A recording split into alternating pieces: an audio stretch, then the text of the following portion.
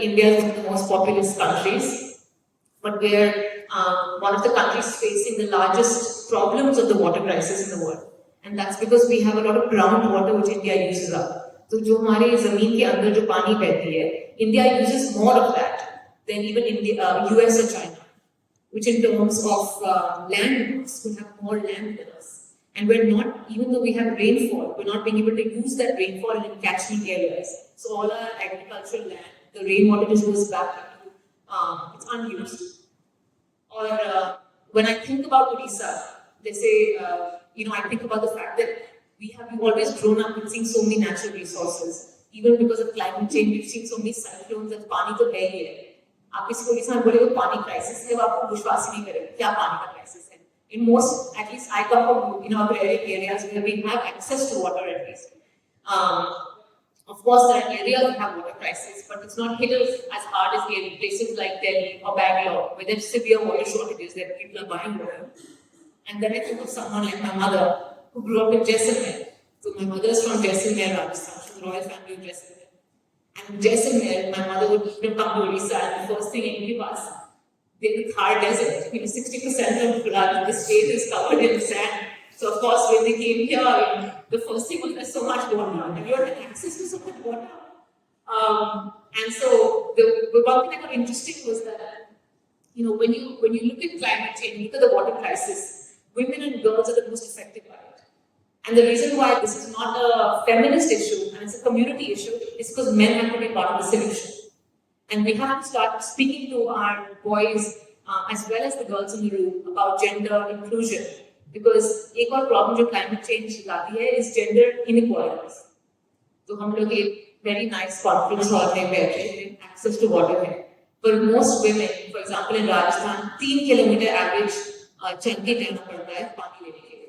So for example in the house, it's most common that the woman will be able to do the washing, she'll be able to have to help out in the agricultural land, she'll have to make sure the children are well fed and they're healthy. And so women and girls are going to be most affected by climate change. And so the 3 things I want to discuss was one in terms of climate change, how agriculture is something we need to focus on because we need to involve the farmers and agrarian communities. Second is about health and sanitation because another problem with not having water or a lack of clean water is sanitation. Most of the deaths we face, about 21% of health problems in India is still because of unclean water. Whether that's children dying because of cholera or diarrhea or other sanitation problems that are easily solvable. But because of lack of access to clean water, that's what's happening. And the third thing I'm going to come to interestingly is tourism, because we are the selfie generation. I'm feeling a bit old if you all call me man, because I'm 29, older than you all. But it's still the way we've grown up is आप Instagram में क्या देखते हो? अब मैं आपको एक भाषण दे दूँगी 1 घंटे के लिए with facts and figures, not talking. If I do a TikTok reel, maybe I'll stay on the internet for 5 minutes. अगर हम कुछ solutions लाते हैं, तो हम उसको story tell कैसे करते हैं? इस वीडियो में बहुत अच्छे से मैंने दिखाया कि जैसे community radios, photography competition, social media. Now we have to understand how to reach the masses. And one thing is that it's technology, so why not harness it for social good?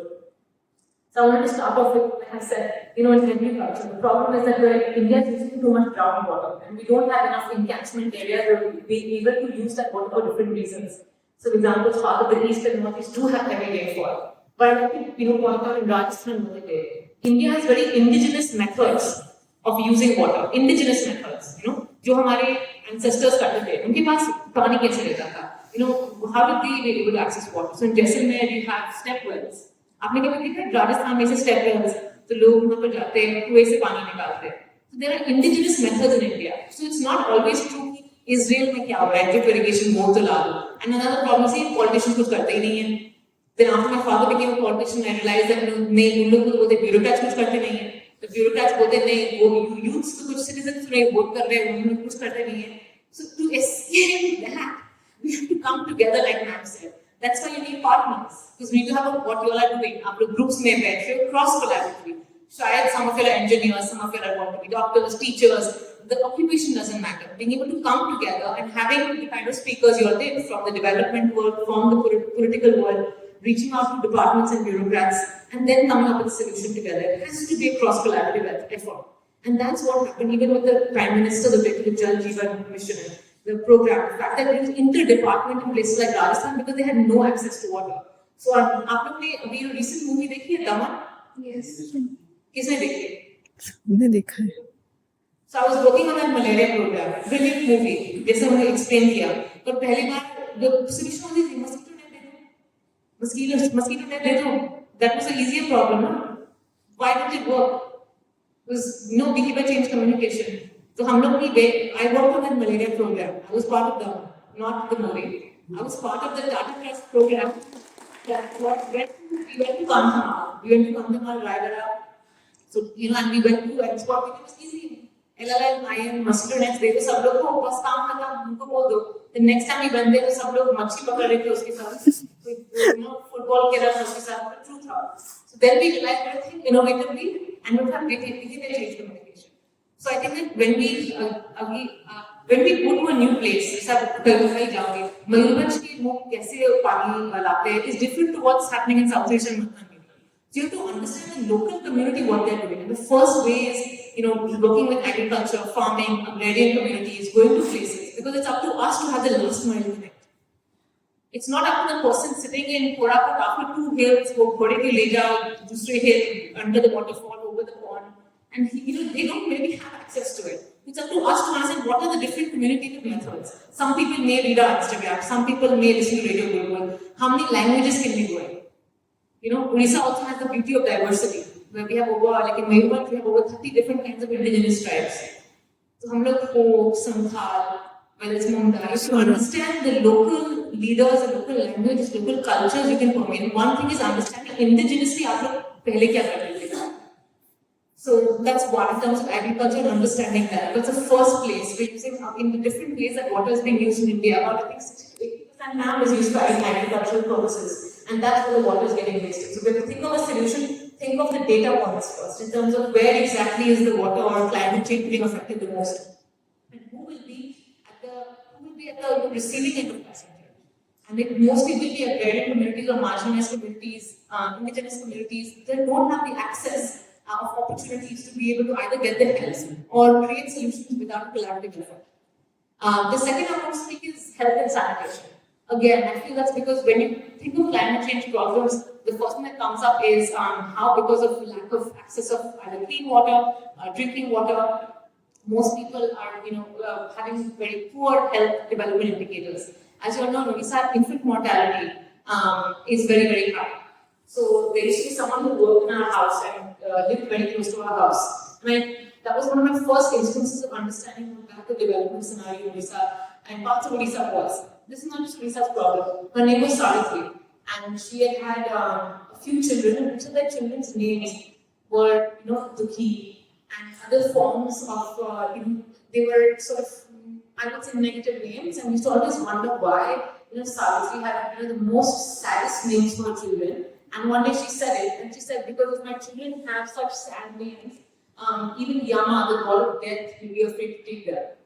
Because her level of children, she had maybe had 13 to 15 children, and only 3 to 4 of them have survived over the age of 5. So growing up in Odisha, I'm very aware of if someone called me a princess. Really, that is a double-edged sword to that. Because I've had the opportunities of being able to grow up and have a life and go abroad and get an education. And there is always an imposter syndrome. Because what really have you been able to give back to society and the community? I lived across that woman in her house. I've seen her living conditions.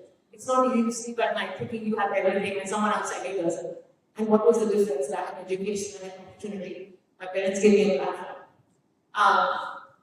So when you think of sanitation and healthcare, it's really important to be able to understand the opportunities we have and the opportunity to be able to give back. Because the person doesn't have healthcare or nutrition, nothing else works in their life. So most of our savings when someone is sick, especially coming out of the pandemic, most of one family's savings can get wiped away.